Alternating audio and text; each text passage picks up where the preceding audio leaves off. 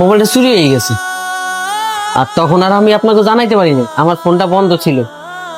আর ভাই পরে চিন্তা করলাম, আমার রুম ভাড়া তো প্রায় 2 মাসের দেওয়াই দিয়ে গেছে, রুম ভাড়াটাও দিয়ে দেয়, আর আমার ঘরে কিছু মাল সামান আছে সেগুলোও নিয়ে দেয়। এই জন্য আসা ভাই। কি বলিস তুই? তুই সামান্য এই কয় টাকা রুম ভাড়া দেওয়ার জন্য সেই গ্রাম থেকে চলে আসছিস?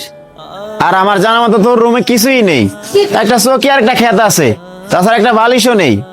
আরে বেটা, তুই এই কয় টাকা না দিলে তো পারতি, কারণ আমি তোর বাসা চিনি না, তোর বাড়ি চিনি না। তুই না দিলে কি এমন হইতো? আর আমি তো তোকে ধরতে পারতাম না।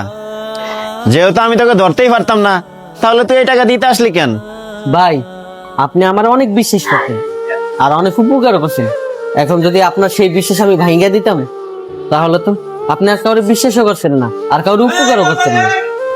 ভাই, আপনি আমার বিশ্বাস করছেন দেখেই সেই গ্রাম থেকে আইছি আপনার রুম ভাড়াটা দিতে। কি বলিস তুই?